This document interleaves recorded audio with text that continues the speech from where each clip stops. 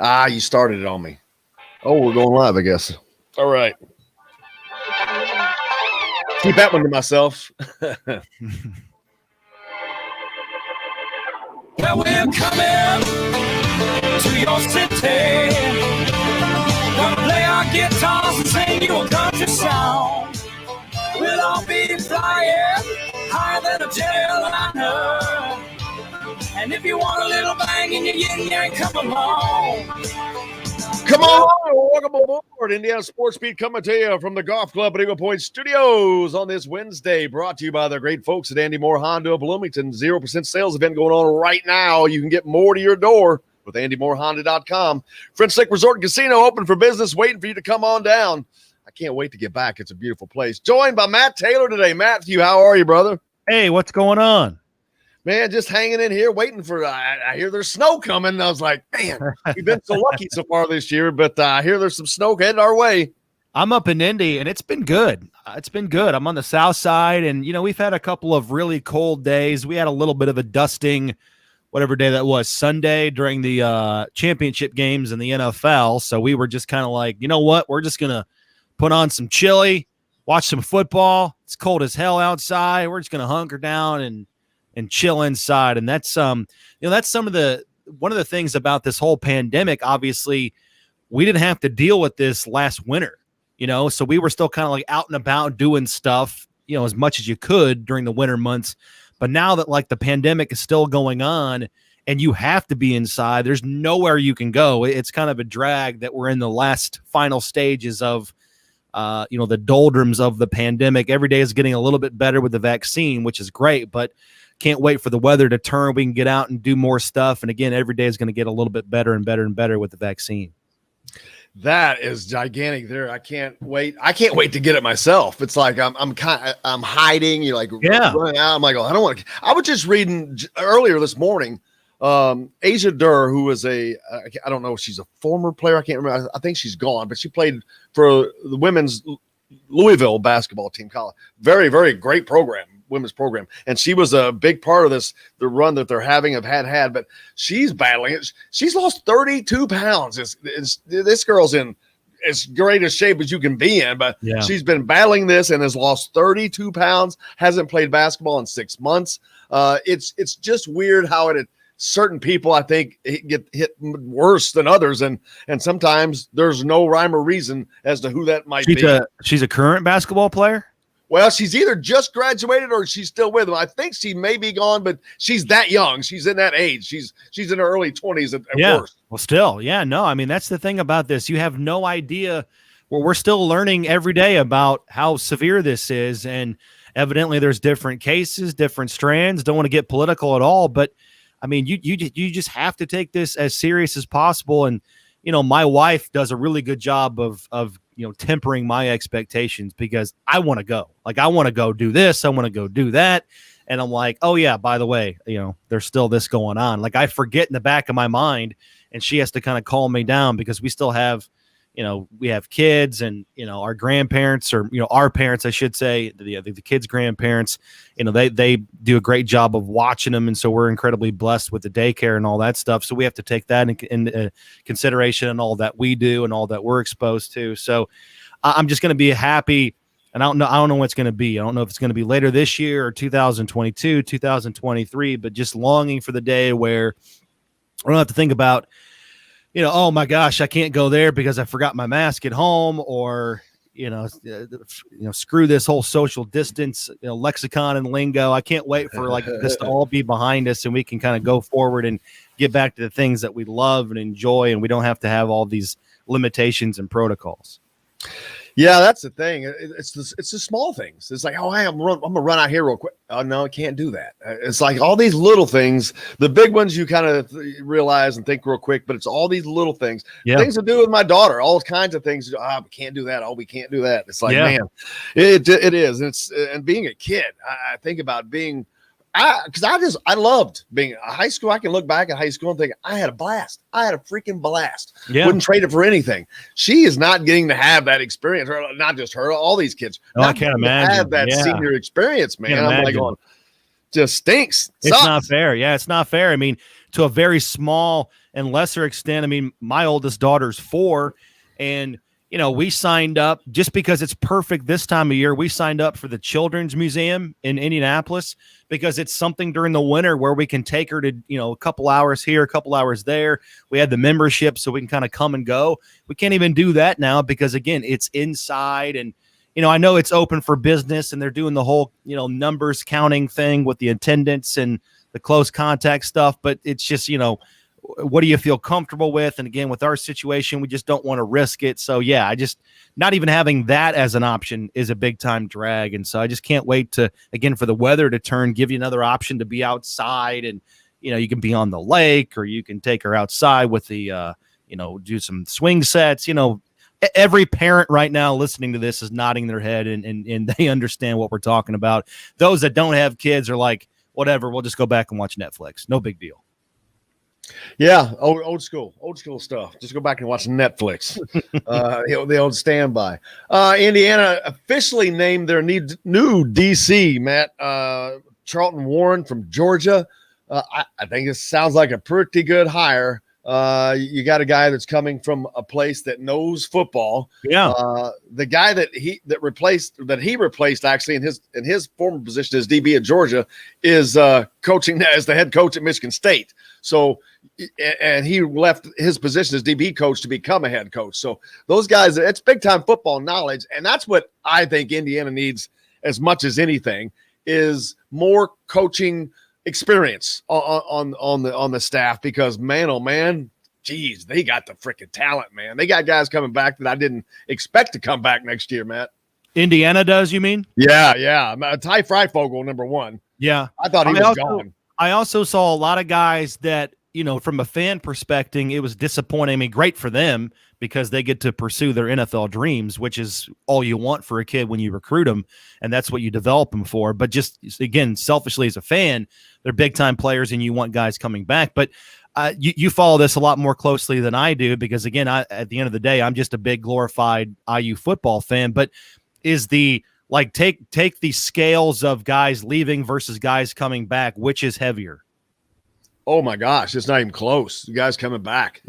Indiana is looking at potentially having 19 starters returning, and that doesn't include their all-star kicker. I saw the safety. I saw the defensive tackle. I saw they got the wideout. Stevie Scott, right? Stevie Scott left. Stevie Scott left. Stevie Scott left. Yeah. Stevie Scott and Wap Fillier, probably two of the bigger names that left.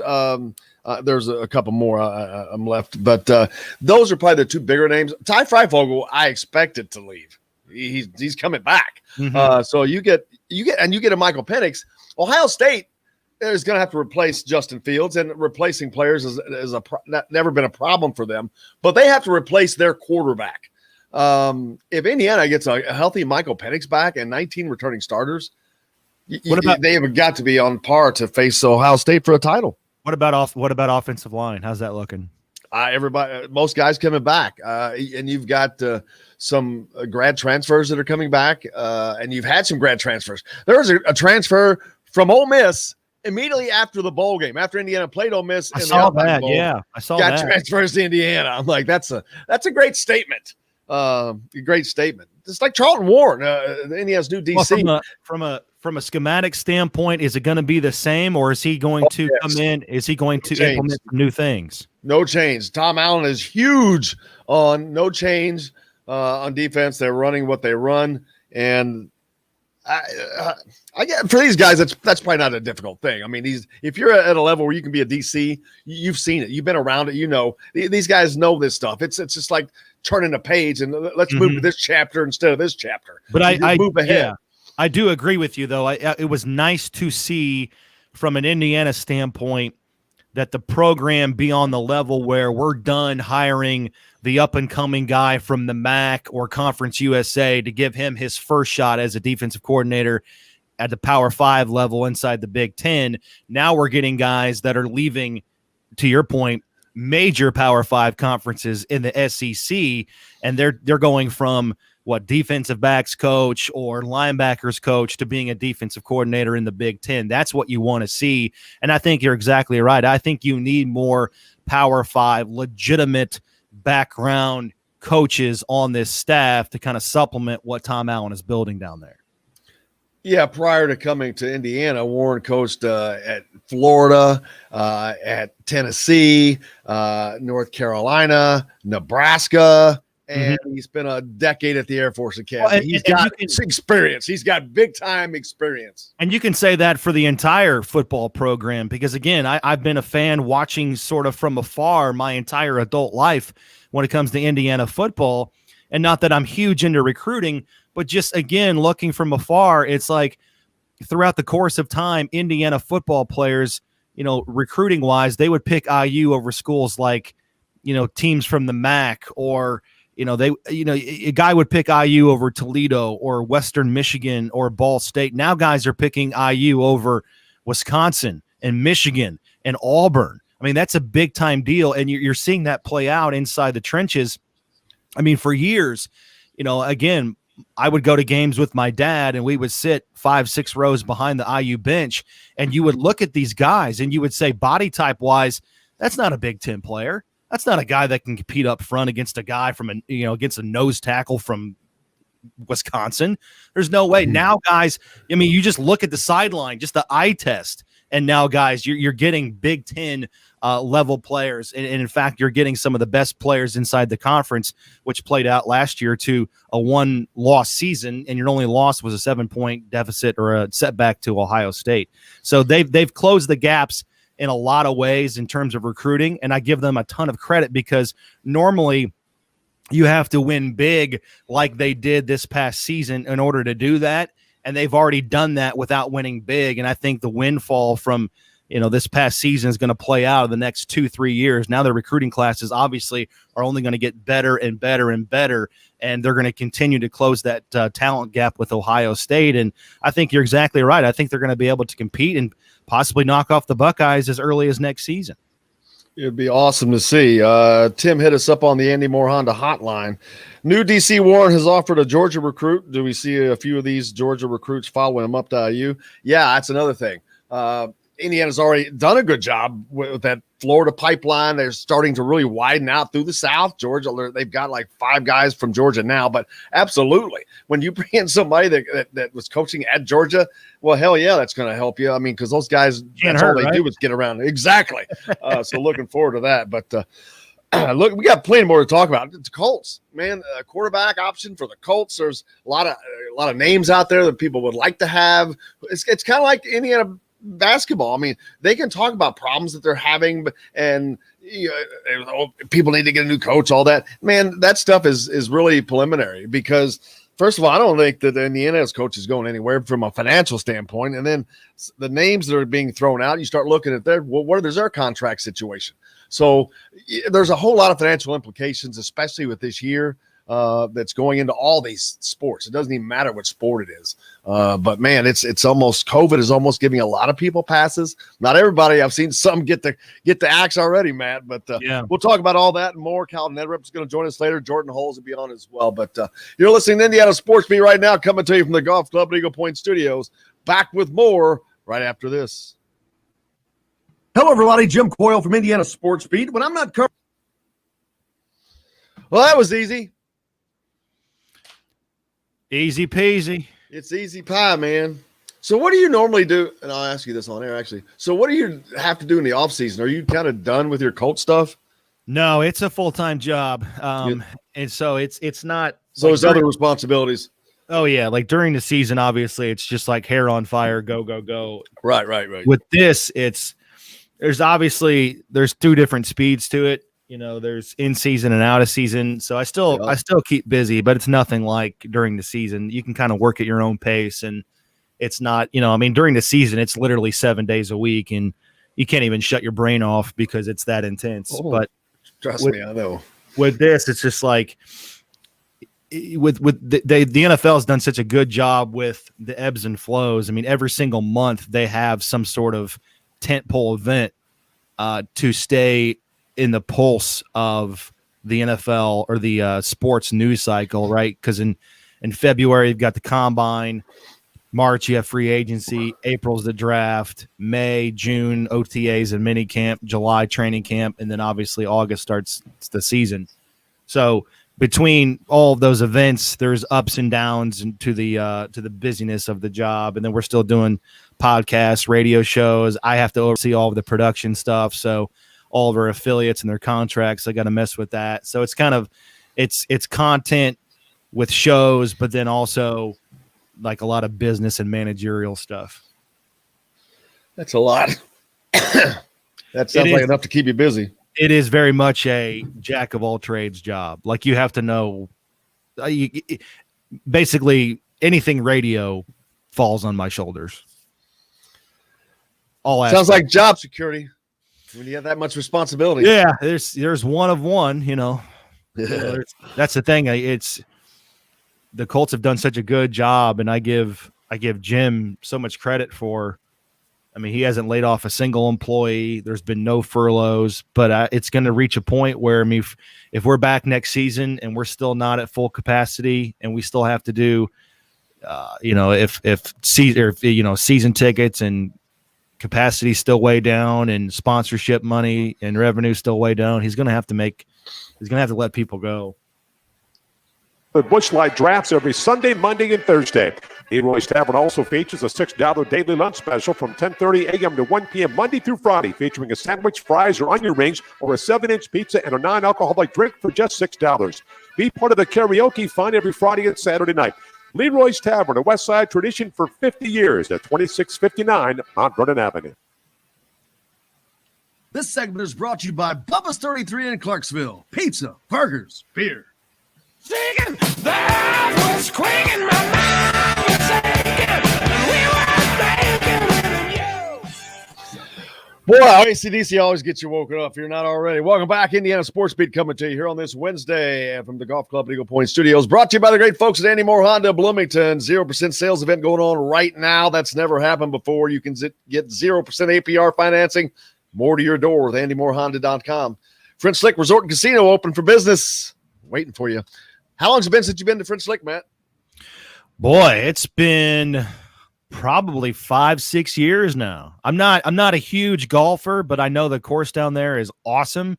I was down there for too awesome. Yeah, I was down I was down there for a bachelor party, and we had a good time. I'll put it that way. It's just a great. I mean, there's so many things. Golf. There's a water park down there, but the hotels and the casino, if you're into that sort of thing. Sports book even. Yesterday, the NCAA sent out its latest approved protocols and schedule to their higher ups. But in regards to the tournament, man, Matt, the logistics of this thing, the NCAA tournament that's going to take place within Indiana, all the stuff. All the qualifying teams within 350 miles of Indianapolis are going to be required to travel by charter bus. Mm-hmm. They have specific seat assignments already laid out and sent out on those buses. Teams traveling parties will be split into 3 buses to keep things separated. Teams flying private airports and private planes, as always, will be used. Eating, drinking not allowed during travel. Goggles and face shields provided. Everybody gets their own room. It's just, I could go on and on, but you get the point. This is a logistical circus, man. You know what it is, but great on the NCAA, great on the the city of Indianapolis and the convention center, and the travel people that put all this together. And I can sort of understand because I witnessed it. I saw it firsthand in the NFL, just how serious they took it and how intense it was. I mean, before they really shut down the Colts complex altogether back in October, in terms of like, if you don't need to be there, you're not going to be there, that kind of thing. Back in, I would say late October, early November, when things kind of to ramp up with the cases. But I was going about once a week to the complex, and it was like a biohazard scene. I mean, you had yellow tape, and on the floor they had arrows. This was a one-way hallway. Don't walk down here. This is closed off. I mean, it really was I mean, that's how intense it was. And I know for a fact all NFL teams, they took 2 separate planes to every single game. You had a plane for players and coaches, and then basically everybody else, support staff, doctors, trainers, communication folks, anybody else that was sort of ancillary. The multiple buses to games, how intense the mask protocols were. So, I mean, for sports fans, we kind of look at this and we say, boy, oh boy, that's pretty intense and that's a lot. But hey, if you want entertainment, if you want to watch football every Sunday, or if you want to watch the NCAA tournament, which was taken away from us last year, this is what these guys have to do. And I think us as fans, we have to appreciate all the sacrifices that these guys, these players and coaches are making, because they're not doing the normal student athlete things. You know, if normally, just as college kids, we've all been there, right? I mean, you win a big game. Like, let's say, for example, that Iowa game for Indiana was at home the other night, and Indiana beats Iowa at home. They're going out after that. They're going to a party. They're going to go celebrate. They're going to go be with their friends. They're going to go do college kid stuff. They're not doing that this year. They're not even hanging out with friends and family. I mean, I saw where, you know, the IU football team wasn't even allowed to go home for Christmas because that's the sacrifice they had to make in order to stay in the protocols, do the daily testing. So we have to, as fans, appreciate all that they're going through just so that we get to watch basketball and we get to experience an NCAA tournament. Yeah, it's almost a lockdown. I mean, what they've already gone through has been bad enough, but like you look at this, if you're a predetermined team, if you're an automatic bid, you got to come to Indianapolis. But yeah, they've given up a lot. But and I understand it though. If I'm on their side, I want to play just like Michigan. I feel so bad for those kids now. Michigan is looking at winning the Big Ten championship in basketball, but they've been forced to a 2-week hiatus because of COVID. And Michigan State, well, their season might as well be over. They've already been hit by COVID once, and it has really affected them. They're toward the bottom. Now they've got to take another 2-week hit. But Michigan has been sitting at the top and playing so well. How does that work? Because I know in football they set this limit on you got to play X amount of games to qualify. Does that exist in basketball? No, we don't. We have no idea. No idea what they're going to do, how that's going to affect it, because you've got already Indiana's had 2 games canceled, Michigan and Michigan State. Are you going to be able to make those up? How are you going to make those up? Are you going to have the conference tournament? I think having a conference, I said this yesterday, I think having conference tournaments is just ridiculous now. There's no reason for it. Mm-hmm. We know who should be in the NCAA tournament and who shouldn't be. And there's not a team at the bottom of a conference going to shock. Indiana's not going to win the Big Ten tournament unless maybe half the teams opt out. Now, if you have that situation, well, that screws the whole deal up, though. And so you got all kinds of things that could really – it's like we don't know what's going to happen. We can sit here and ask all these questions, but, man, and that's a good one. Well, think about how these COVID cases affect the mid-majors, or, you know, the leagues that typically only get one team in, like these one big bid leagues, right? Like the Horizon League.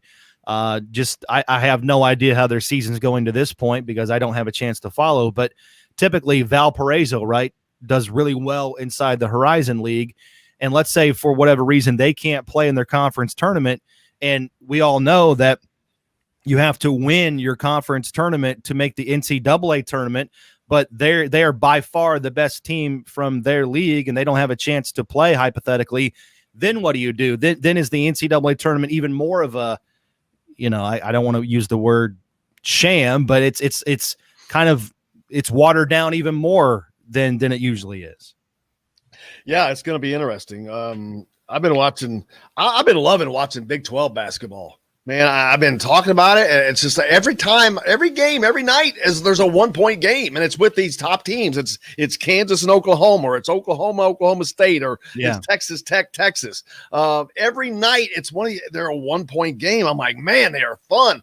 But these teams are getting hardened playing these 1-point games every night. That's going to be to their benefit, and I'm really starting to wonder if the Big 12 is not better than the Big 10. And I'm not saying deep top to bottom because it's not, but those more tested, right? More tested. And the teams at the top, man, you got Baylor and Oklahoma and Texas, and Texas is without 3 or 4 guys and their coach last night and still battled to a 1-point or whatever it was lost, but they're looking really good. But yeah, they're getting really battle tested. In the Big Ten, I've been seeing these games are they're not close though. Like Michigan would beat Purdue the other night by 15 or 20. It's the game. It's just the disparities it's different than these battle tested games that are going on in the Big 12. Not it's better. I'm just wondering if it's going to be better for them in the tournament. Well, for Indiana's sake, if you're only playing one game every week, kind of like a football schedule, I don't know how you get better. I don't think that's good. I think you get, too much time off between games, I think, can be counterproductive. I know it was good for them going into that Iowa game, but I think just generally speaking, one game a week, I think you need to play. I think that's the only way you're going to get better, truly, is if you just get, to your point, game tested. And you still got a lot of young guys on that team looking to grow and mature individually, but also as a team collectively. I think you need to be in some crunch time games to get better, to build your NCAA tournament resume. But then also, if you do get in the tournament, learning from those crunch time situations is going to help you, and just not having the chance to play in many of those situations, I think, is a detriment. Absolutely. I talked earlier. I know the Colts are going to be in the market for a quarterback. I know that you are not in the negotiations for that, have nothing to do with that. Make sure everybody knows that. But then there's some cool names, at least to be able to talk about in this. Deshaun Watson, Matt Stafford, Aaron Rodgers. There are possibilities. The possibilities are really, and the timing. It's man. Usually when it happens, when Andrew Luck retires, boom, it came out of nowhere, and wow, you're in this situation. And then you're in this. This is a unique. They're kind of in a. Are they in like a really good spot here? The Colts meaning. Well, they're in a very unique. Yeah, it's very, very unique. It's very, very complicated, and for people like me, it's very confusing because I think they're probably in the most unique situation in the NFL because they are a good team and they're going to be a good team no matter who stays or who goes in free agency, but they desperately need the long-term quarterback. And when you pigeonhole teams as they have to have a quarterback, normally you're talking about bad teams, right? You're talking about teams that are picking in the top 5 or the top 10, and the Colts are picking in the 20s. And I think no matter what happens at quarterback next year or this offseason, they're going to be a good team and thus picking in the 20s again next year. So it's like, how do you get long-term quarterback stability without having a bad season and being a bad team? And, if you look at the top 2 quarterbacks in the history of this franchise since they moved to Indianapolis, Andrew Luck and Peyton Manning, those 2 guys were acquired with the number 1 overall pick. So how do you bring in a guy like that, ideally without stinking, right? That's the conundrum here. So it is very, very fascinating because if you look at some of the teams in the top, let's say 10, you've got Jacksonville, number 1. They're going to take Trevor Lawrence. The Jets at 2, Miami's at 3, Atlanta, Cincinnati, Philadelphia, Detroit, Carolina, Denver, and Dallas. I would say half of those teams, if not more, are going to at least be in the hunt or at least in the conversation of picking a rookie quarterback. And so with that, some of those teams have, veteran quarterbacks like Atlanta with Matt Ryan. Philadelphia's got Carson Wentz. What are they going to do with him?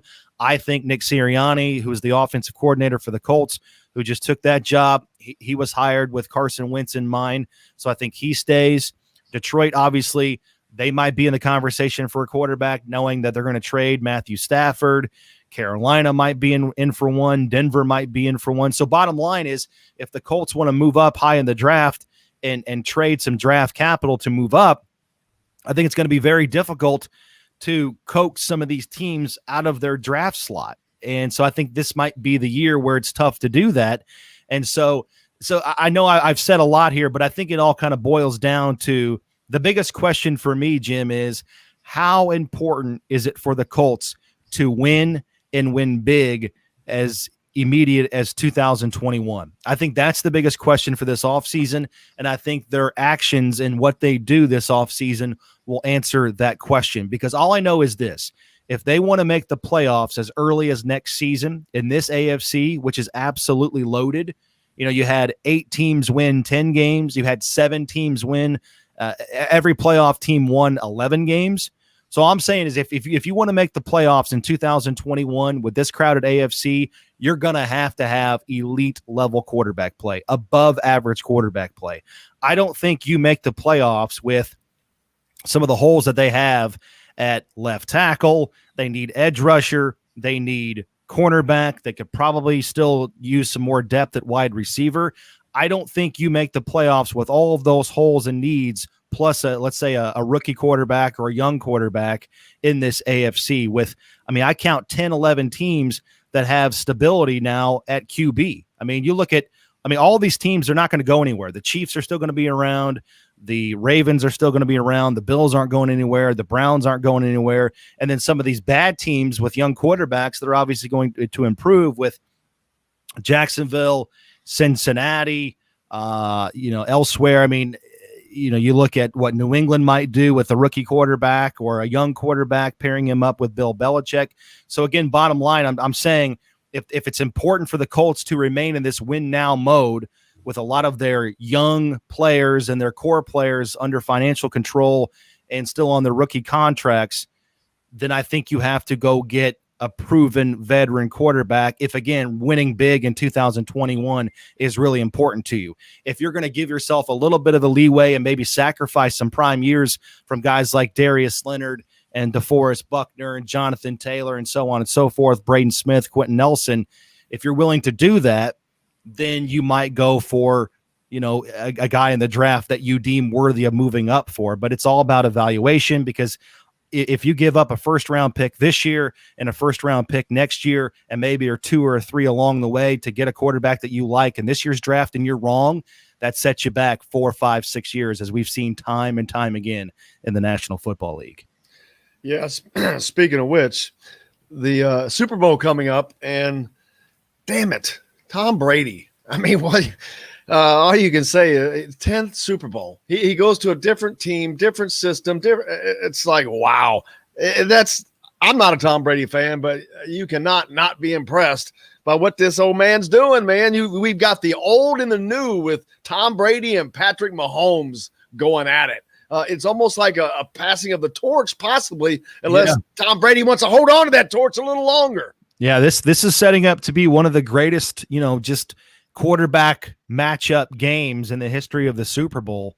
It's a shame we never got to see Tom Brady and Peyton Manning square off in the big game because they were both inside the AFC, but it just blows me away. You're exactly right. 10 Super Bowl appearances now for Tom Brady, but this will be upcoming in the Super Bowl. This will be his 45th playoff game.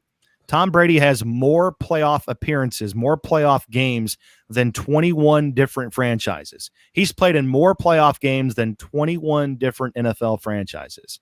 Think about that. Half. That's more than half. That's crazy. Stability.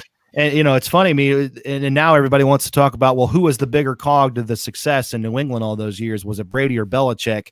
Don't for a second think that Belichick's not going to have his day. Belichick's going to get it figured out. Once he gets his guy, once he gets his quarterback, he can kind of reload with some more draft capital, and they get their cap situation kind of calmed down in a couple of years. Don't for a second think that Bill Belichick won't have his say. Oh, yeah. You've got to have the players. Look at Bruce Arians. What happens when he gets to Tom Brady? Yeah. Expecting Tampa Bay to be in the Super Bowl this year. Bruce was in Indianapolis, and I was there when Bruce was there, and I love Bruce. Bruce is a fantastic coach. But let's not think for a second that all of a sudden Bruce is, he's gone from, just a good quarterback or a good coach to now all of a sudden the best coach in the history of the game in 1 year. It's a lot of it has to do with basically having a head coach on the field playing quarterback at the same time. Yep. Cal Neddenriep's going to join us next from the Indianapolis Star. I saw that Castle native John Liddy was named head coach at Mount Vernon High up in where's that? I forgot. Fortville, Indiana, up there. So, but we got more to talk about. Cal Neddenriep is joining us next here. Jim Coyle, Matt Taylor sitting in. Indiana Sports Beat coming back to the Golf Club at Eagle Point Studios right after this. Hello, everybody. Jim Coyle from Indiana Sports Beat. When I'm not covering the Hoosiers, you can find me at Bubba's 33 in Clarksville, located on the northeast corner of I-65 at Veterans Parkway. Bubba's 33 has hand-tossed pizzas, bold burgers, and ice-cold beer from a select list of local craft brewers. An incredible food selection, all made fresh daily. Whether you're meeting the team for that post-win meal in the family dining area or meeting friends for happy hour to watch the game on one of Bubba's 50 TVs. Bubba's 33 in Clarksville. Pizza, burgers, beer. We all want a winning smile for those championship photos, and that's exactly what you will get at Reynolds Family Dentistry in Sellersburg. Reynolds Family.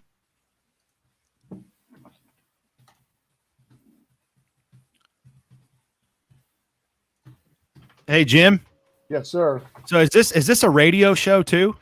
Yes, sir. What stations are you on? I'm on in Evansville and another station in Southern Indiana. I've tried to get on in Bloomington. It blows my mind that I broadcast from here and that there's not a single sports station here. But worse than that, there's not a single sports show on in Bloomington. And I thought it would be easy as pie to get one on that focuses on Indiana and the Big Ten, but nope. Nobody wants to take it, or is it a sales thing?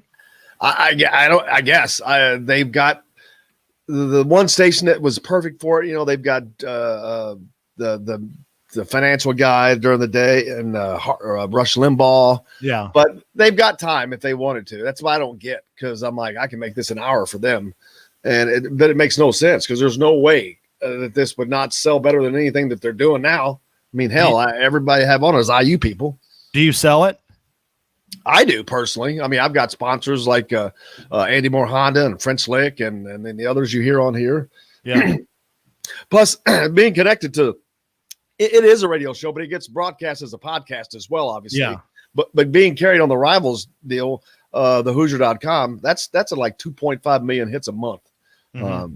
Just that alone. So it's also carried on that network or on there. So it's available in so many different places. And yeah, it's doing great. But Evansville, though, I wish I had somebody that did sales. My entire Evansville market is open for someone to sell. I don't have time to do that. Yeah, it sucks. Who's producing this and doing all that? Well, I mean, me, but I've got producers like Will and Trevor who are producing the show.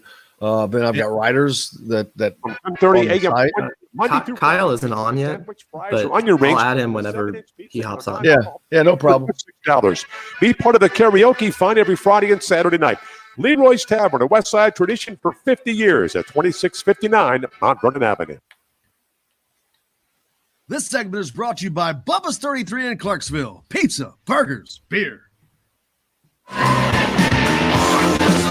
Just give me a kiss. Welcome back, Indiana Sports Beat, coming to you here on this Wednesday from the Golf Club at Eagle Point Studios, brought to you by the fine folks at Andy Moore Honda Bloomington.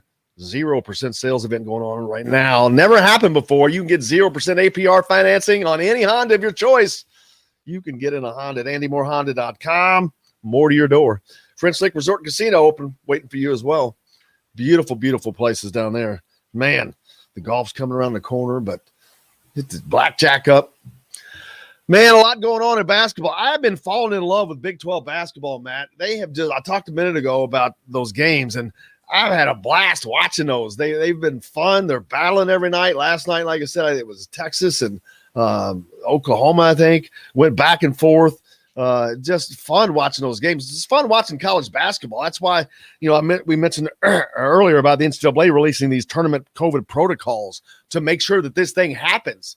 And they sound like they're doing about everything they can to make that happen. But you went through it with the Colts, man. It doesn't matter how much. It does matter how much you do to eliminate that, but it's easy. This thing is so fluid. But man, they seem like they're doing everything they can. No, absolutely. And you talk about Big 12 basketball, and one of the funnest, some of the funnest times I have in the doldrums of winter is turning on those 9:00 Big 12 games and watching Kansas play Kansas State or Oklahoma play Texas Tech. And you're exactly right. They play a fast up and down brand of basketball that I would like to see more in the Big 10, but I think that's strictly a Big 12 thing. But from an entertainment standpoint, not having a dog in a fight, it is fun to watch those basketball games late in the months of January and February. Matt Taylor, we're joined now by Kyle Neddenriep from Indianapolis Star, Indiana Sports Writer of the Year, no less. Let me mention that again. Kyle, how you doing, buddy? Hey, good. How you guys doing? Good. Got Matt Taylor on with us as well. Yeah, I thought Matt was talking about that up and down style, our old our media games at Hinkle Fieldhouse on Tuesday. Yeah, those were fast paced, weren't they, Kyle? Up and down the floor. What was the points per possession in those games? Probably like 0.3. Depends if JMV was in the game or not. Hey, seriously, congratulations, man. It's well deserved. I've been reading your stuff, obviously, for decades around here, and congratulations. Can't think of a better guy and a better writer to get that award. Oh, thanks, Matt. That means a lot. It was, definitely a huge surprise, and I know there's people better than me for sure, but it's fun to hear from so many people, and really feel honored that they'd even consider me. So, for somebody who covers high school sports, you don't expect stuff like that. So it was a nice surprise, like I said, and makes you feel good to hear from a lot of people. So that was the best thing about it. Absolutely. Hey, I want to get back to these media games at Hinkle. Man, are these still going on, or is this over? I'm not playing. I don't think they are. At least I'm not playing in them anymore. But we played for probably several years at Hinkle on Tuesdays, and it went back. Man. Went back even before before I got here for sure. But there was a good time there where we were playing every Tuesday, and we'd have I don't even know 20 people at times, or sometimes less. But there's a pretty good group of guys who were always there every week. Scott Horner, who I worked with at the Star, still do. He was usually always there. And then, JMV was a regular. Matt, who else did we have? Hagan was always there. Yeah, Hagan, Jeremiah Johnson, and then Brandon Gauden, when he was still at Butler, he would usually play. And then you had and I'm shameful because I can't remember a lot of guys' names, but you'd have a lot of, producers and photographers from the TV stations there. There was always, like to your point, when you had a good amount of guys there, you would have the suck court and the good court, and you have to graduate to the good court, kind of like an open gym in high school, right? Remember those days? Oh, yeah. Yeah, Jason Spells played a lot. Yeah. Who's since moved on. We had Phil B. Wilson was an occasional. He would join us occasionally. Was this full court? I remember last time I played full court. I'm like going, holy geez, that's been a minute. And I'm like going, wow. I remember it was like that was it. I'm like, that's done. I'm done with full court stuff. I remember the day that happened. So I cannot imagine going up and down full court. Oh my God. I'm dying here just thinking about it. Yeah, we played. Playing on the Hinkle floor. I mean, it was really, it's a bouncy floor. It's a nice, so much different than playing at the local Y or whatever. The floor is just so bouncy, and I got to a point. I played every Sunday night for years too at in a church league, like an over 35 league. And, I got to where I couldn't even play anymore because my knees hurt so bad, going full court. But, I always remember playing at Hinkle. It never felt that way. It was such a nice floor surface. So that made it nice, too. I saw that Castle native John Liddy is taking over Mount Vernon High School football job up there in Fortville, Indiana. It's a little bit of movement there for our folks in Evansville. Yeah, that job opened up when Mike Kirshner came back to, coach at Warren Central, where he's from originally. And, Vince had been on his staff there at Mount Vernon for the last 3 years as a defensive coordinator. So, that was made sense to move him into that position. He was a long time at Hamilton Southeastern assistant for years and years. So, he's got a good background, knows how to build a program, and that allows them. They had a really good run there. Under Mike Kirshner, kind of built their weight program and something that's a little bit more like a MIC program.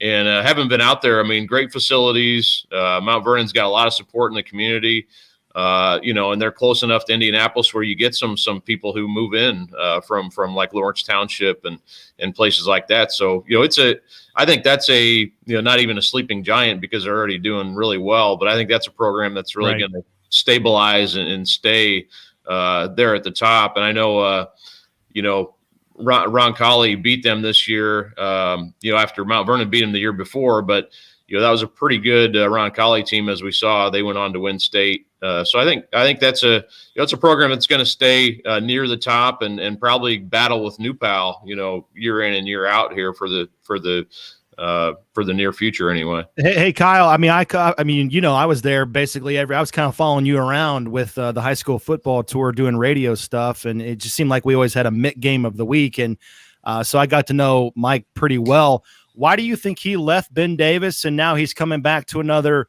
MIC school? What was his motivation to leave the MIC and now come back to the MIC?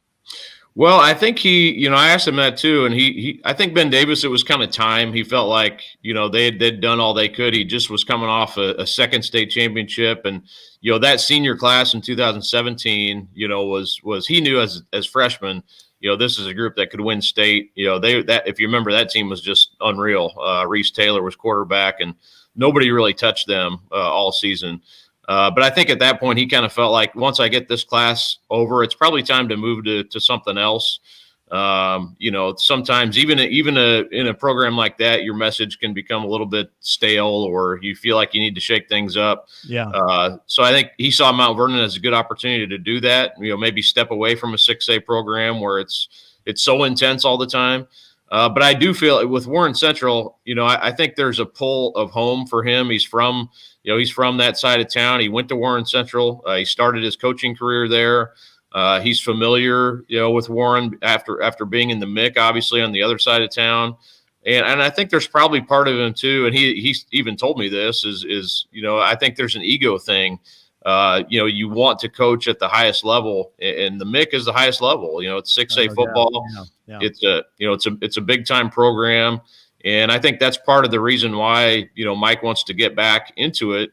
And I really feel like he's got a lot of energy for that job, and he's going to be super motivated to get Warren Central, where he thinks it needs to be. And Jason West he's one of the best coaches, probably top 3 to 5 coaches in the state, depending on who else you're considering. But, I think he was a similar situation where it feels like, I need to go somewhere else and he's going to Franklin Central and that opened that job up. But I think Mike just feels like this is a perfect opportunity for him to get back into 6A football at a place where he knows a lot about it, and he knows the people there, knows Marcus Clayton, the athletic director, really well. So, he would even go, I've covered some Martin Luther King things that Warren has done, and Mike would go speak at those even when he was at Ben Davis. So I know he's that place means a lot to him. And I think that's probably the bottom line why he ended up wanting to go back there.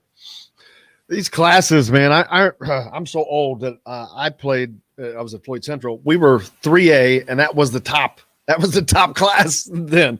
There was only 3A. These 6A schools, these are all almost like small colleges now, these programs. It is a different beast and a different animal. It's almost like the Clemson, Alabama situation in college football. There's just a different level to these guys. And I don't know if people understand but it is a different step up. Yeah, if you go, you could even argue you could put the top 16 teams in 6A, and it would be, if you look at the enrollment numbers and that sort of thing. I mean, because even at 32, which they cut it from, cut it in half basically. It's 32 6A, and I think it's 34 5A, depending on how many teams there are in a given year. But but I think you could cut it even down to 16, and it would still make sense, to have those top 16 and all those teams would be from the MIC. Some of them, basically, yeah. And some of the the HCC schools are starting to get to that level of size as well. The Avons and the Brownsburgs and the HSEs and people like that are they don't quite compete at that level year in and year out, but they're getting to that size as well. But I would say 6A football is a different animal with facilities, with weight rooms, with staff. Yeah. Everything that goes into it, it's just a little bit different, especially in football. I think basketball is different too, because, you don't need, numbers aren't as important. If you have a few good guys, you can compete in basketball. Football is a numbers game. And when you get, facilities and all those things matter when you talk about football. So it creates an animal that kind of feeds on itself. And, I guarantee those Warren Centrals and Ben Davises and Center Groves and Carmels, they measure themselves against each other, and it kind of drives you to a whole nother level when you have to compete with those guys, week in and week out. And you see it with Lawrence North football and what they've kind of turned the corner and been able to compete at that level as well, at least here the last couple of years. So it's fun. I mean, those MIC games are sensational games and great athletes. And as we see, a lot of those guys go on to have great college careers and even in the NFL. So it's fun to cover MIC football. At one point I used to know this, Kyle, but what's the date? What's the year, the last time a team outside of the MIC won the highest class of high school football in the state of Indiana, whether that was old 5A or now 6A? You have to go back to 2004 or 2003, right? Well, it was Fishers, and it would have been 2010. They won. Okay, yeah, I remember that. Yeah, they had that outlier year. Yeah, it was kind of a surprise, though. I mean, no one expected Fishers to win it that year, and they kind of came out of nowhere. The other team to win, Lawrence Central won it. They're part of the MIC now, but that was when they were still in the Conference Indiana. Mm-hmm. I think that was 2012, if I remember right. But that's kind of it's kind of because they're in the MIC now, you kind of count them as part of the MIC. But yeah, that was Jason West too, and then he moved on to Warren and took Warren to the state championship the next year. So that just kind of shows you the job he did. And Lawrence Central has not been near what they have been when he was there. So, but yeah, I mean it's very rare. I think you're right. I have to go back and look, but I think other than Fishers, you'd have to go back, way back into the 2000s, and it might have been Penn. I think it was one year that Penn won it, and I can't remember which year it was, but yeah, it's very, and in 6A, it's never happened. It's all been MIC schools since they added 6. It's been all MIC. Switch over to basketball. Where are we now in high school basketball? We've got through Christmas, got through the break. Everybody's kind of coming back. The tournament's going to be delayed. At the end of the tournament's going to be delayed. So now you start this last push. Just earlier we were talking about the NCAA released their protocols for the tournament, which are immense. So with the IHSA's tournament being kind of elongated, does that make it tougher to end up getting this thing in, or does it make it easier, giving more time? No, I think it's going to be the same. I mean, the only difference will be the April 3rd date on, as far as the state finals moving back a week. But I think, like we talked about before, there's all these things that college basketball has that high school basketball doesn't. There's no mandatory testing. There's no, there's really no restriction. There are restrictions on crowds and stuff like that, obviously, but you don't have mandatory testing. You're not testing every day or whatever. So, it's you kind of proceed as you can, and and you're going to have teams that drop out. We've seen girls teams have to drop out for their section already. Lafayette Jeff, I saw yesterday. I think there's at least 3 schools in the state now that have had to that aren't going to be able to play in the sectional. So I think that will happen for the boys too. It's just a matter of you have 400 teams. There's going to be somebody who gets quarantined. So I know my own. My own son's middle school team, they had 4 kids yesterday or 2 days ago who got quarantined, and, they didn't take the whole team out, but stuff like that will happen. And with basketball having lower numbers, that's just a reality that you're going to have teams that can't play. So, it'll be that way. It'll be kind of like football was, I think, where, just certain teams won't be able to play, and you'll kind of proceed and have forfeits and, or no contest, or however they describe that, and then the other team moves on. But I think it'll be, it'll be that, and hopefully by then it'll be a little bit better. I think this post-holiday thing has hurt. You've had more numbers of kids out, I think, but now I think it's starting to trend back in a better direction. And I know some counties are able to get more fans in the building to a certain degree. I mean, still very smaller crowds, but some of these crowds that have been parents only, man, it's kind of depressing. It's only, you have these big games where it's just, there's nobody there. And, the coaches are like, where's our energy? And it's like, well, the kids can't feed off the energy if there's no crowd. So it just makes it weird. But I think we'll be able to get to a point where we can have at least the 25% rule, where you have 25% of the capacity. And honestly, that feels like a lot, if you're talking about having parents only and then go to that. So, hopefully we'll have that by the sectional. That's my goal anyway. Well, looking forward to it. I was talking earlier about Michigan State. They're shut down because of this, and I wonder if this is going to really wreck Michigan's efforts at winning a Big Ten championship. Because if you get shut down for those 2 weeks, there's no way that does not affect you. We've seen what it did to Michigan State early on, and now they're getting hit again. I don't know how they even continue, but this could cost Michigan a Big Ten title. We'll see.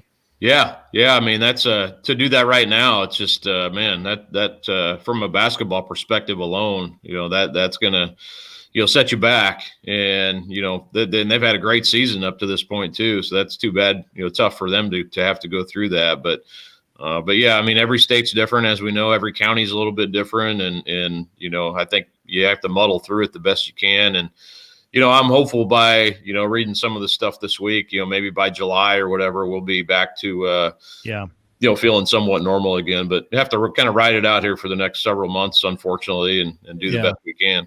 Going along with that, Kyle. A few months ago, we saw Mike Leach at where's he at? Texas Tech or wherever he's at. But Ole Miss. That's right.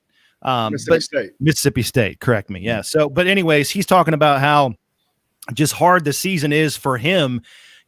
Stopping, starting, protocols, test this, test that, can't do this, can't do that. Well, we can do this now. Well, we can't do that now. The rules are changing just daily here. Have you talked to a lot of coaches and a lot of players who are just, obviously they want to be playing and, they want to play the sport that they love. And really that's all that matters. But have you gotten the sense that a lot of the enjoyment has been sucked out of this season, just how difficult it's been on everybody? Yeah, to an extent, I think that's true. It's been, I know for administrators, especially like juggling schedules and, trying to make sure you're, contact tracing and all those sorts of things, that all this stuff is added on top of your normal duties. So I think it's hit them. I think it's hit the coaching staffs pretty hard, as far as, kind of just the daily stuff you have to do to make sure you're keeping the kids safe. I know even, my younger son and coaching his teams and being at practice and making sure you have masks on and, all the time. And you kind of get used to it, but at the same time, it's just, it's so different than what we normally are going through.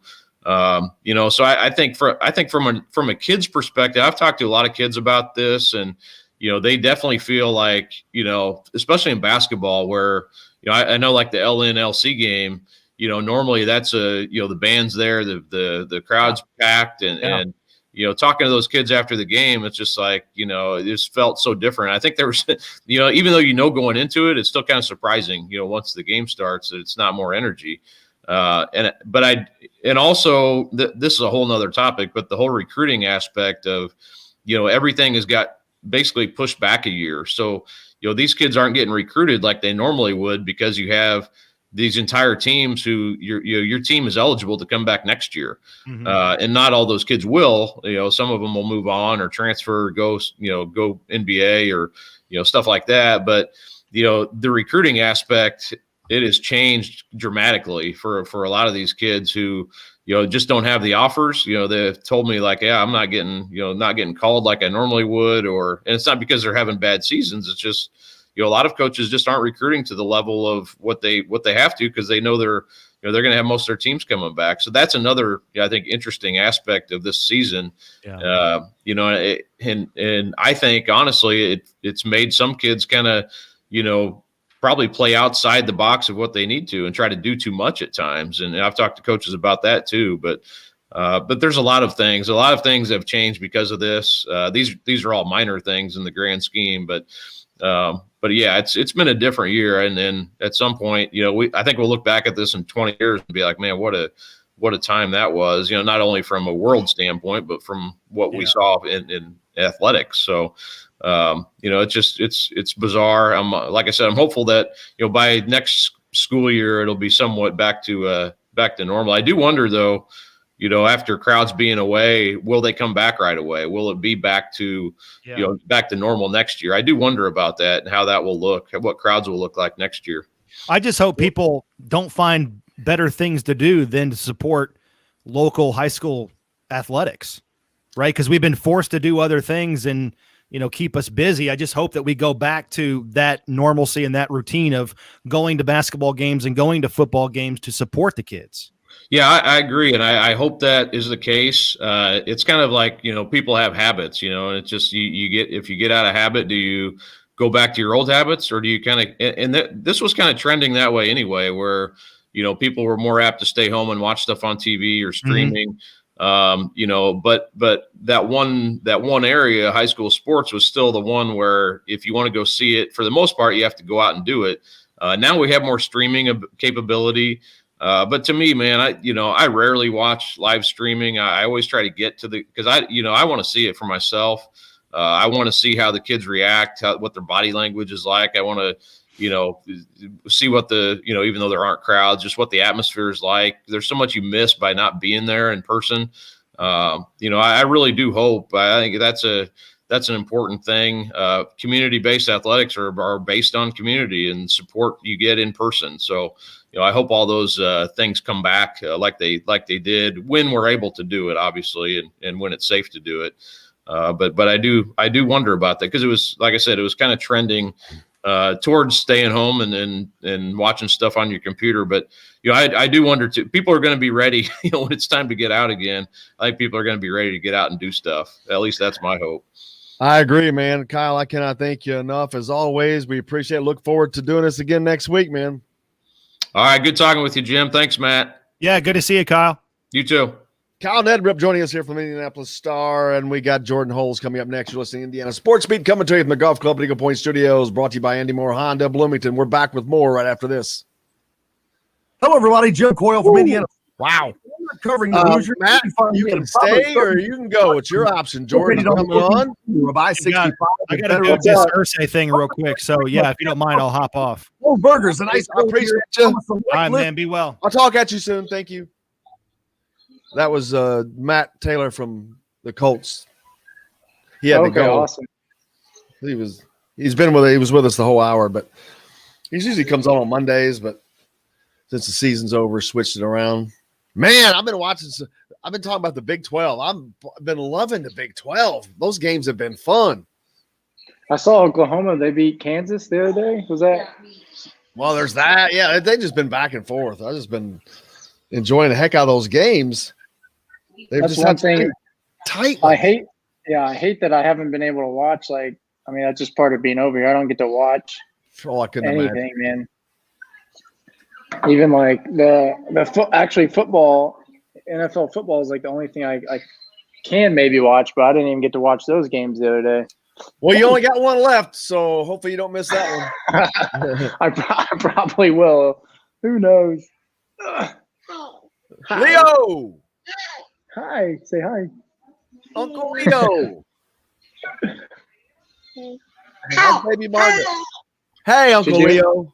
She's doing great, man. She's getting bigger every couple of days, it seems. Well, they're adjusting, and she'll be driving next week. Yeah. That's what I'm worried. I'm trying to enjoy all these. I'm trying not to get so mad all the time. But I'll try my best. They're doing well though. They built a snowman today. Oh, you have snow over there in Germany, huh? Oh yeah, this is the most snow I've seen in 5 years here. So we actually went outside. Much? We probably had over the last couple of weeks. Like it snowed 4 inches, then it melt, and then the next day it snows again. It's been 2 or 3 inches every time. Germany's kind of laterally same as us, aren't? Yeah, I look at a globe, but I mean they're kind of laterally like where we are, aren't they? The same seasons as Indiana, but usually, like I said, the last 5 years I've been here, we've had snow, but it never stuck. But now it's actually sticking. Kids are sledding. Everything's happening. It's like a real winter. Sunday, Monday, and Thursday. The Roy Tavern also features a $6 daily lunch special from 10:30 a.m. to 1 p.m. Monday through Friday, featuring a sandwich, fries, or onion rings, or a 7-inch pizza and a non-alcoholic drink for just $6. Hello? Be part of the karaoke fun every Friday and Saturday night. Leroy's Tavern, a West Side tradition for 50 years at 2659 Mount Vernon Avenue. Today's guest is brought to you by Reynolds Family Dentistry of Sillersburg. You need $1 million smile. Okay, let me call you back, brother. I'm in the middle of the show. And I just come Reynolds Family Dentistry. I'll make sure that. All right, thank you.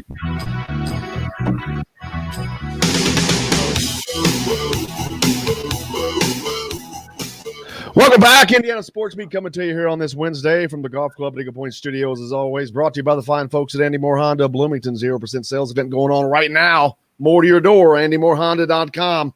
French Lake Resort and Casino, open for business, waiting for you to come on down and say hi. Jordan Hulls joins us now, along with my brother, Uncle Leo.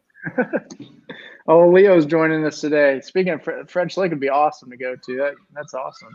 Wouldn't you like that, huh? Talk about a great place to take the family. There's a water park down there across. Heck yeah. It's man, as I was a kid, I can't imagine going to a water park in the winter. That would be incredible. They didn't have that stuff when they barely had water parks when I was a kid. Water park was they would open up the fire hydrant. That was the water park. Oh yeah. There you go. Holiday World, no Holiday World. Man, I've been digging on Big 12 basketball late. I was talking to you a little bit in the break, but those games have been so tight. And I was comparing it to the Big 10. Of course, the Big 10 is deeper, but at the top, the Big 12 is just as tough. Those top 4 or 5 teams they have, but they're getting battle tested with all these every night. It's like there's a 1-point game in that league where they're just going back and forth. And I was talking earlier, that's got to help them when the tournament comes around. To get battle tested like that so often. 100%. And I think a good example, like if you look at historically Michigan State, whenever they play, tough non-conference schedule, those are always against really good teams, and I think that's why Coach Izzo always does well in March. They find the rhythm. They've been battle tested. Same like what you're saying with the Big 12. I think anytime you go in, and especially in your own conference, and thankfully we're in the Big 10, so hopefully this is getting us battle ready as well. Anytime you can get that heading into the tournament or have those key wins to help boost your tournament resume, you got to be happy about that. Oklahoma beat Texas. Number 24, Oklahoma beat number 5, Texas, 80-79 last night. Texas is without 3 or 4 players and their coach due to COVID. Oh, wow. Kentucky loses to Alabama 70-59, although that game was closer than that. But Alabama 9-0 in the SEC. Nate Oates is just killing it. Kentucky is 5-10 on the season right now. Wow. Oh my. Well, are we mad about that, or? I don't think anybody is. I just wanted to make sure we pointed that out. No, but that I think it just goes to show other people they're sick of losing to Kentucky in the SEC this year. So it's cool to see other teams step up. And talking about some other SEC games last night, Auburn beats Missouri, number 12 Missouri, 88-82, another close game. Then you look at Mississippi State and Tennessee, a 56-53 game. What a disparity there. That's a 30-point swing. Can you imagine watching that game? That had to be just like watching paint dry in January, man. Oh, no. I mean, when we played Wisconsin every game, we felt like that's kind of how the score is going to be. It's never, it's for basketball purists, I guess. You can, you can respect the fundamentals of it if that's what it was in that case, or if it was just really bad basketball, I don't know. But in Wisconsin's case, usually it's just their swing offense that you have to guard for 35 seconds and hope that they don't get an offensive rebound. Let's see. Duke beat Georgia Tech at home, and Butler, they lose on the road to UConn. Butler, they're 5-8. They're not looking like they're going to make the tournament. I think Purdue is going to be the only state team, Indiana team, that ends up in the NCAA tournament this year, the way it's looking, unless Indiana gets things turned around. Notre Dame is not having a very good year either. The Hoosiers lose a rough one at home to Rutgers after going to Iowa and winning that game. And we were wondering how they were going to bounce back, and just did not have the offense and actually didn't have the defense to stop Rutgers, which is painful to do that at home, especially the way they got beat inside and out. And it's not going to get easier for Indiana as they move forward. The next game is against Illinois and Kofi Coburn and Oyo DeSamu and that crew. So it does not get any easier. Yeah, we played Illinois pretty well the first time around, but after winning such a big game on the road at Iowa against a really good Iowa team, I know they didn't shoot particularly well. You like to think that's part of our defense as well. We were the ones who caused that, but to come home and lose to Rutgers the way that we did, obviously it's disheartening. It's over now though, and you just got to move on from it, especially if we want to have the hopes making the NCAA tournament. I don't know what the projections are, how many teams from the Big Ten currently are projected to go in. I haven't seen that, but we can't be worried about that. We got to win games. We got to just focus on that. We can't worry about are we going to make it, we're not. You just got to take it, especially in the Big Ten. You can't take anybody lightly, and that was proven the other day. Yeah, the one thing that's been talked a lot about this is player development for Indiana. That hadn't been a lot of that there, and right now you've got these freshmen. Trey Galloway has been hurt a little with his back here of late, but Christian Lander's not gotten that many minutes. Geronimo had not gotten that many minutes. He has a great game at Iowa. Comes back, doesn't even see the court in the first half. Christian Lander has still not been getting a lot of minutes. Last game, he got more minutes. He scored more, hit a couple of 3-pointers. At what point does the coaching staff have to force themselves to get these guys in and get these minutes, because they're they need them now. This is not about next year. They need them now to help. You got Joey Brunk out, and you got Trey Galloway out, so they have to have these guys. You've got to start developing this talent for this season, not next season. Yeah, it's it's always hard for us to say. We don't know what's going on behind closed doors, what's going on in practice, all that good stuff. But you would like to think, especially if Lander does do a couple of good things, like maybe just let him ride it out, see how well he continues to do. We know he's super talented. I know he's young. He's maybe not as strong or whatever, but why not? When we beat Iowa, from what I could see just from the box score, I couldn't watch the game or anything like that, but when our older guards are being really aggressive and we're able to get stops, it seems like we do really well. We score over 75 points. That obviously is going to help us. But in the game that we ended up losing, the next game that we ended up losing, why not play those younger guys? Geronimo, like you said, played well in Iowa. Give him a shot. If he messes up, okay, then you take him out. But again, we don't know what's happening, and obviously it's also matchups, and if they didn't think this matchup was good for us or what have you, but at some point you'd like to think that maybe, okay, why not just try it out and see what happens. If they aren't playing hard or they mess up, then okay, just yank them. The bench is a pretty good motivator. Yeah, a lot of people think that, and it is true. Right, you asked about projections. Right now, it looks like the Big Ten has 11 teams projected into the tournament, but I don't see that holding up because there's a lot of games left to be played. That's how many teams have an overall winning record in the Big Ten right now is 11. There's only been 6 with a winning conference record. 1, 2, 3, 4, 5, 6. Yeah, still the same. Only 6 teams with a winning conference record, but that's not going to matter. Minnesota, they're going to get in. Indiana's one of those teams that's going to be on the bubble. Rutgers and Maryland, 2 more bubble teams. Maryland had been charging forward, then they went a little skip, but they came back. Rutgers had lost 5 straight before they played Indiana. So Indiana, Rutgers, Minnesota, and Maryland, those 4 teams, all 4 of those teams are not going to end up in, but I think at least 2 of those 4 make it in. I think the Big Ten gets at least 9 teams in this year, which is crazy. Yeah, I mean, that's good for us with the year, what we've been able to do up and down. But like you said, if we can we got to steal some games on the road. You got to win games. I don't know what else to tell you. It's, you get a huge win at Iowa, you got to capitalize the next one that we had at home, and we weren't able to do that. So you just got to bounce back from that. That happened to us a couple of times, but we had won more games previously. But, those are never fun games to lose. But, hopefully you can rely more on the older guys understanding that and picking up the intensity and staying aggressive. That's what we need. Yeah, and watching I've been talking about these Big 12 games. One thing that stuck out to me and watching those is just having shooters. You just got guys that can just knock down big time shots. Matt McClung, the Georgetown transfer for Texas Tech, or whoever it is. I just watch guys just come down and knocking down big time shots. That's the difference maker. That's what Indiana is lacking. Of course, we all know that, but that in itself is such a difference maker for a team when you have somebody that's knocking down shots, because it opens up so many other things. Hey, we got to take a quick break before we come back and finish this out. You're listening to Indiana Sports Beat, coming to you from the Golf Club at Eagle Point Studios, brought to you by the fine folks at Andy Moore Honda of Bloomington.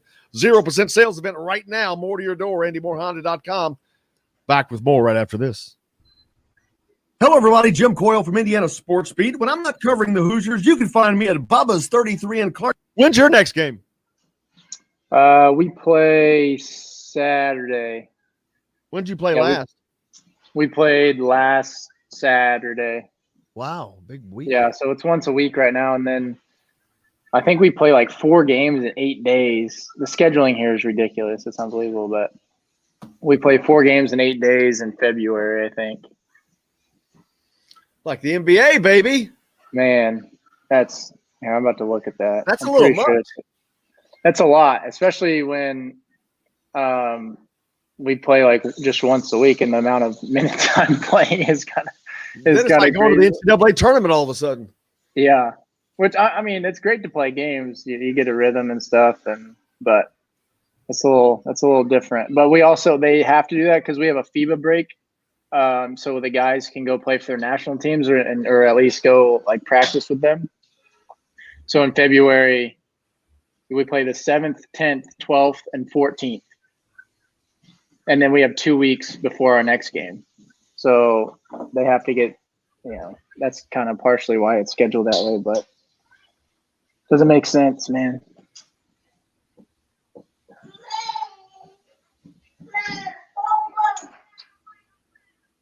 Jack, give him that, please. Thank you.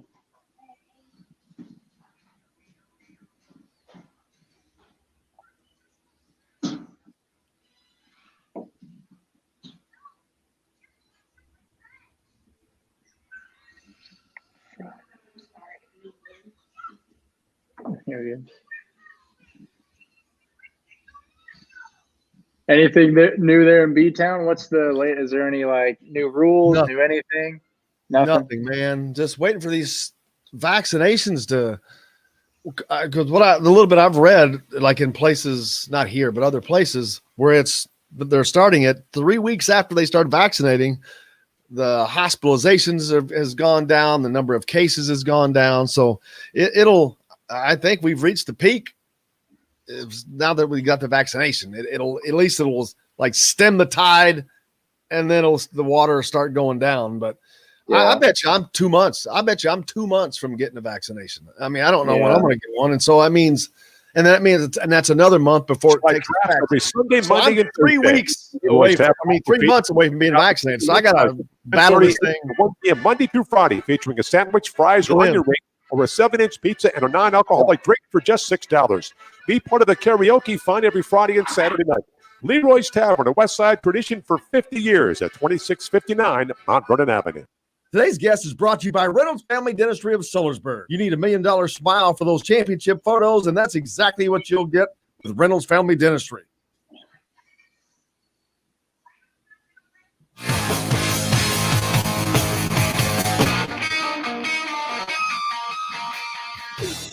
Welcome back, Indiana Sports Beat, coming to you here on this Wednesday from the Golf Club at Eagle Point Studios, brought to you by the great folks at Andy Moore Honda of Bloomington. 0% sales event right now. Get more to your door with AndyMooreHonda.com. They've never had a 0% sales event. First time ever. You can get 0% APR financing. And then you can drive that baby down to French Lick Resort and Casino and take the weekend, take the kids, go to the water park. That'd be good for you, huh? Man, our car here, we can barely fit our 3 car seats in it and a stroller in the trunk. We're packed. Typical European vacation. It's like a Kevin Chase movie. Man, it's a nice car, but it's not the biggest. But we make it work. What do you do? What family stuff? What where you are over there in Germany? Yeah, so a lot of the stuff is still closed down. We're close to the city of Stuttgart, which is there's a big army base there, quite a few Americans and stuff. But there's like a Starbucks open there, and a big like open market square where you can like walk around. So we tend to just go down there if we have time and just get the kids outside so we don't go totally insane inside. But like all the shopping and stuff is closed. You can just go get groceries and I guess restaurants are open for takeout, but that's it. So we just play in the snow and do it old school. Playing in the snow in Germany. German snow. Does German snow taste different? I need to ask my son Leo that because he seems to eat all the snow. It can be brown. It can be green. He's eating it all over the place, just constantly slapping it out of his hand. Hey, don't eat the yellow snow. Yeah, that's international air, baby. That's the same worldwide. The Super Bowl coming up. What's that like in a foreign country? Germany's a very, very progressive sports country. So, yeah. But football is still not something that is completely taking place everywhere around the world. But what's it like over there?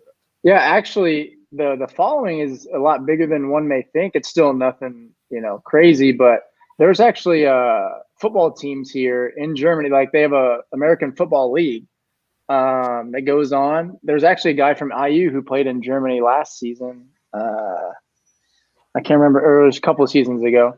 But anyway, people follow it. A lot of people are Packers fans. Just there's a lot of German heritage in Wisconsin, so they tend to just kind of like the Packers, but they're probably not too happy about last weekend.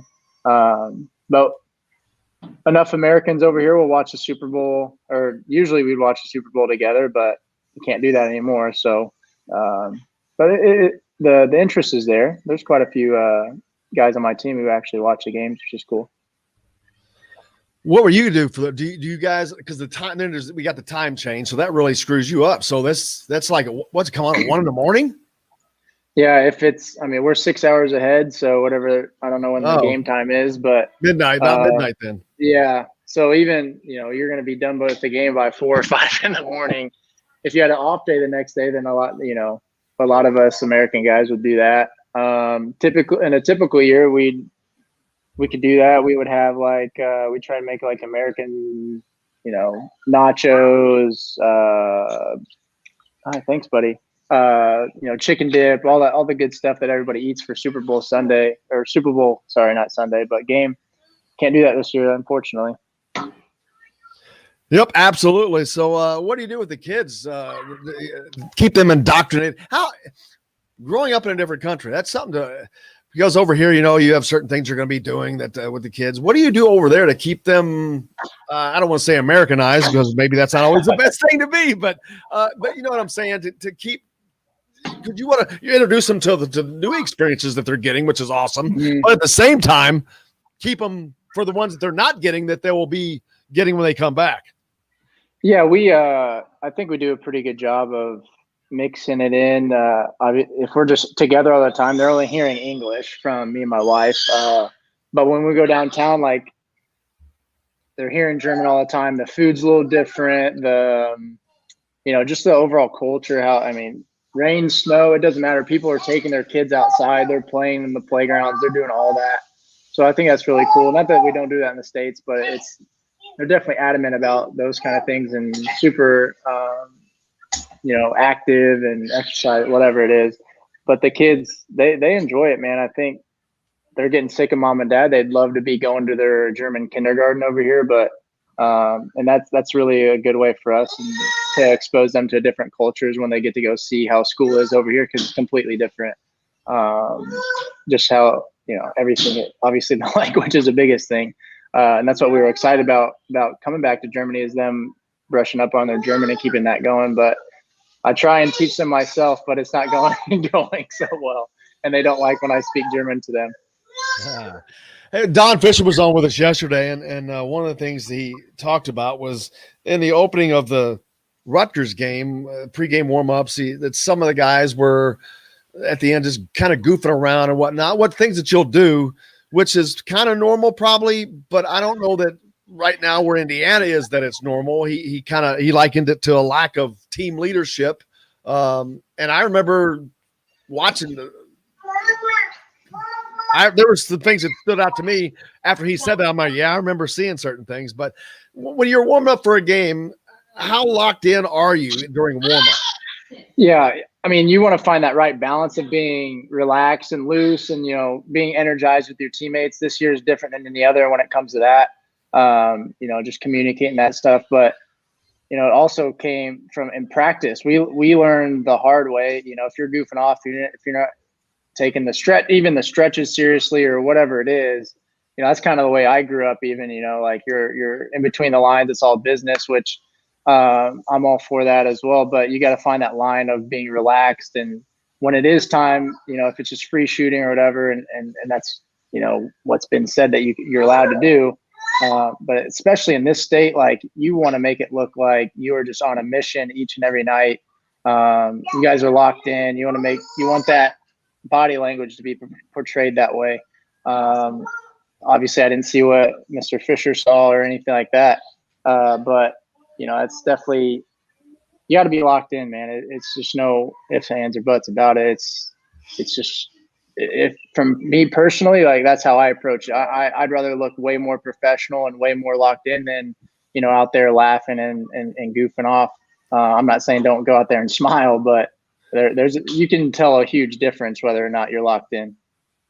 And how important is that to get, especially where Indiana's right now? Let's be honest. I mean, they're not at a place where they have margin for error. It's the exact opposite. They have no margin for error. As a matter of fact, they're on a razor thin line. They have to win. They have to win games that they probably aren't expected to win, maybe, to make the tournament. I think right now they're still in. I don't know how, but because of the strength of the Big Ten schedule, but because of the strength of Indiana's schedule. They played a tough schedule. Played Texas, Florida State at the beginning of the season. So they played a wicked schedule. They're just not beating the people that they should beat. The Iowa game was a fluke, so they're going to have to win some games coming up here. 100%. And like you said, if there's no leeway, especially if you know that, even if, again, I'm not saying don't go out there and have fun. It's a game. You need to have fun, but there's a fine line between when you can and can't do those kind of things. If it is showing, if other people can see it, that's a whole nother thing. But definitely gonna have to win games on the road, at home, take care of the teams that we're supposed to. That's just how it works. In my experience, you got to beat those teams and you got to steal a couple. That, especially in the Big Ten, how tough it is this year.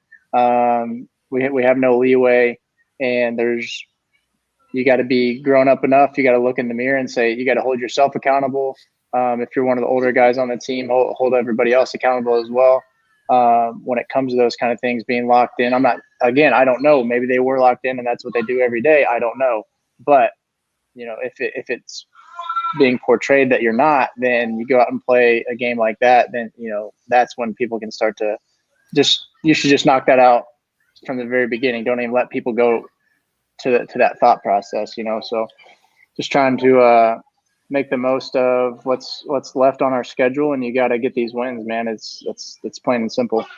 Absolutely. Jordan Hulls, I can't thank you enough as always, brother. Appreciate you. Good luck with your game coming up on Saturday. Thank you, sir. Yeah, hopefully we can keep this winning streak going. It's winning cures a lot of things. Take care of the crew, Leo, baby Margaret, Audrey, everybody. Take care of everybody over there, and you guys be safe. And we'll do this again next week. Sounds good, man. Appreciate you. Appreciate you. Appreciate everybody else as well. Hope you guys go out and have a great day. Do something nice for somebody. Please wear your mask.